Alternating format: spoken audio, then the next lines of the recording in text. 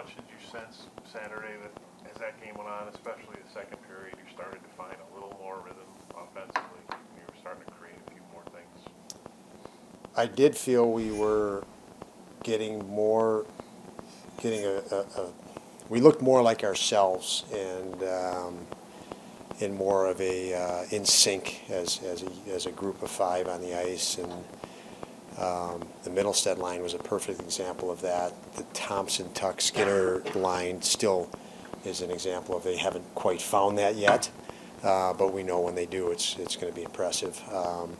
But yes, it was game two, and there's a foundation of some things when you have that many returning players that's there that you can really start building on more. And I thought once our guys start feeling like themselves, it's exciting as a coach. It's a sign that we're moving in the right direction, and I think based on that, the direction can accelerate at a better pace than it did maybe a year ago. And like you said, it's 2 games in. What do you think you need to see more of from the Thompson line so they start looking more like we saw? There's as a coach, you're trying to help them. You know that they're going to, at some point, they're going to hit a rhythm, find a stride. I think, quite honestly, when you have 3 talented guys like that, and you think about everybody's rested for 3 months to 5 months to 6 months. So they built all this. Every athlete in the NHL has built all this strength and all this reserves up. And some of the guys that maybe are less talented because they're fresh can keep up with the guy that's more talented. So a lot is misleading at the start of the year, and teams can do the same thing. But as the season wears on, talent just starts rising. And they played, those 3 players. They were like poetry when they, and that doesn't just happen. It could potentially happen in game 1, but it doesn't often happen.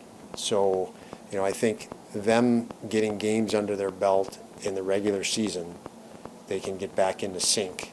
And for them, it's just a matter of them getting in sync. Now, for us as coaches, we try to help them by picking out some things in clips that maybe position this way or change your mindset here that can help them and hopefully speed that, accelerate that process. And that's why I was excited about games. We finally have some things we can present to all players, and we saw progress in that after day 1, and I think we'll continue that. I know we asked you about second half a lot, but you had 2 assists the other night.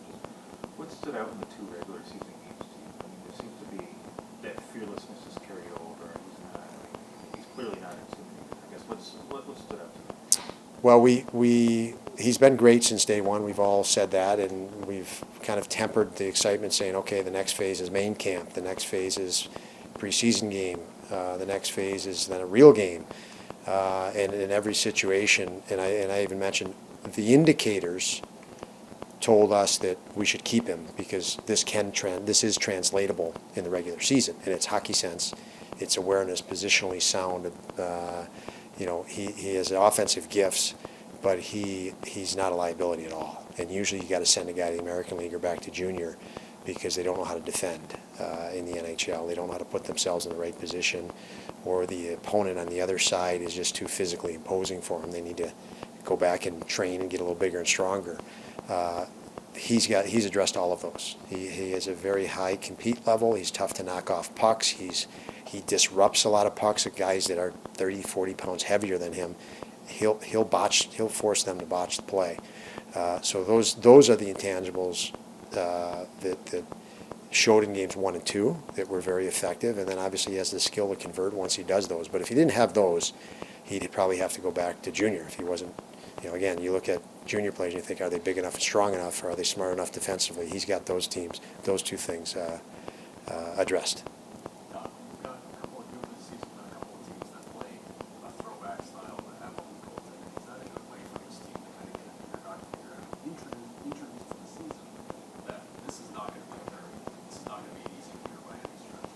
I think that we're 0-2. We had 2 games against the same style of coaching that they're very comfortable trying to win a game 1-0 or 2-1, just locked down, and they're very comfortable in that style. Not to say that they wouldn't open it up at any moment, but that's the style they're comfortable with. I think that's great for us to get us back into. You have to earn every inch of the ice. You have to. The details will matter, and you have to get comfortable playing a hard checking game. You know, we know if the other team wanted to open it up, we're comfortable in that game. So I think having those two opponents and those styles of play to start the season are a good thing. Obviously, time will tell, but I think they're a good thing. But having said that, though, you probably, I assume, expect a little more open ice tomorrow, just like the reason you said Tampa tends to be a little more loose Yep. and a little more open. Yeah, I would expect it to be a little more open. You have Kucherov and Point, and they have talent that can go up and down the rink, and they're confident and comfortable in that. And they've won a lot of hockey games and a couple of Stanley Cups. Very comfortable with trading chances. Now they're missing their number one goaltender, which was a key in the ability to have that mentality of we're willing to trade chances. I can remember 2 years ago we came in here. They gave up 3 breakaways against us in the first period. We had 3 breakaways against them in one period to open up the game. And I just mentioned in this room, we were down, I think, 2-0 at the end of one. And I said, there's not a chance. They went in that locker room and said, we got to stop giving up breakaways. They could outscore their mistakes, and they had him. So they've played that style, and they should have played that style because they're very successful. But the talent they have is still something you have to respect.